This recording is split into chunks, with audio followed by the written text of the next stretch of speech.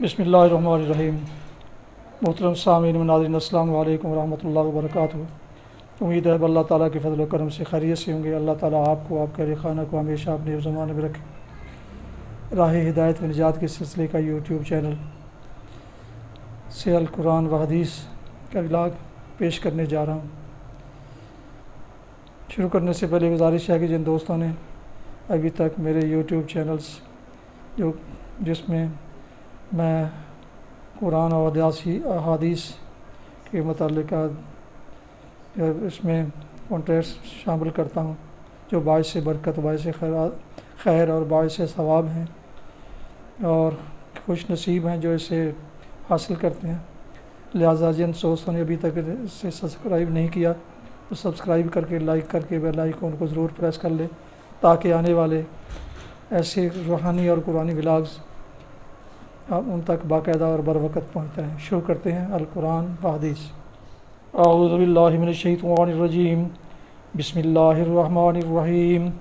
فبعث اللہ غرابا یبحث فی الارض لیریہ کیف یواری سوءۃ اخیہ قال یا ویلتى اعجزت ان اکون مثل هذا الغراب فاواری سوءۃ اخیہ فاصبح من النادمین۔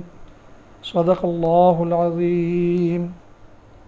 ابھی آپ نے سورہ المائدہ کی آیت مبارکہ 31 کی تلاوت سماعت فرمائی۔ اس کا اردو ترجمہ پیش کرتا ہوں۔ فبعث اللہ غرابا یبحث فی الارض، پھر اللہ نے ایک کوا بھیجا جو زمین کھودنے لگا تاکہ اسے بتائے کہ اپنے بھائی کی لاش کیسے چھپائے۔ یہ دیکھ کر وہ بولا، افسوس مجھ پر، میں اس کوے جیسا بھی نہ ہو سکا کہ اپنے بھائی کی لاش چھپانے کی تدبیر نکال لیتا۔ اس کے بعد وہ اپنے کیے پر بہت پچھتایا۔ تلاوت کی گئی آیت مبارکہ کی تفسیر۔ میں اس کوے جیسا بھی نہ ہو سکا کہ اپنے بھائی کی لاش چھپانے کی تدبیر نکال لیتا۔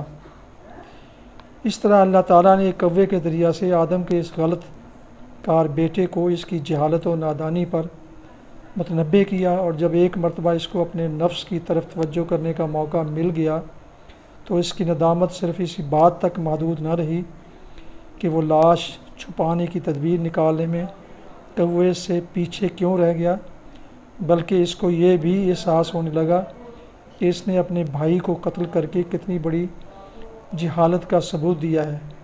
بعد کا فکرہ کہ وہ اپنے کیے پر پچھتایا اسی مطلب پر دلالت کرتا ہے۔ اس کے بعد وہ اپنے کیے پر بہت پچھتایا۔ یہاں اس واقعہ کا ذکر کرنے سے مقصد یہودیوں کو ان کی اس سازش پر لطیف طریقہ سے ملامت کرنا ہے جو انہوں نے نبی صلی اللہ علیہ وسلم اور آپ کے جلیل القدر صحابہ کو قتل کرنے کے لیے کی تھی۔ دونوں واقعات میں مماثلت بالکل واضح ہے۔ یہ بات کہ اللہ تعالیٰ نے عرب کے ان امیوں کو قبولیت کا درجہ عطا فرمایا اور ان پرانے اہل کتاب کو رد کر دیا، سراسر اس بنیاد پر تھی کہ ایک طرف تقویٰ تھا اور دوسری طرف تقویٰ نہ تھا، لیکن بجائے اس کے کہ وہ لوگ جنہیں رد کیا گیا تھا اپنے مردود ہونے کی وجہ پر غور کرتے اور اس قصور کی تلافی کرنے پر مائل ہوتے جس کی وجہ سے وہ رد کیے گئے تھے، ان پر ٹھیک اسی جاہلیت کا دورہ پڑ گیا جس میں آدم علیہ السلام کا وہ غلط کار بیٹا مبتلا ہوا تھا، اور اسی کی طرح وہ ان لوگوں کے قتل پر آمادہ ہو گئے جنہیں خدا نے قبولیت عطا فرمائی تھی، حالانکہ ظاہر تھا کہ ایسی جاہلانہ حرکتوں سے وہ خدا کے مقبول نہ ہو سکتے تھے، بلکہ یہ کرتوت انہیں اور زیادہ مردود بنا دینے والے تھے۔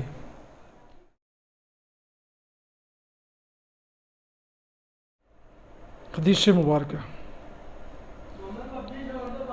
حضرت عائشہ رضی اللہ عنہا سے روایت ہے، نبی صلی اللہ علیہ وسلم نے فرمایا، بخار جہنم کی شدید حرارت سے ہے، پس تم اسے پانی سے ٹھنڈا کر دو۔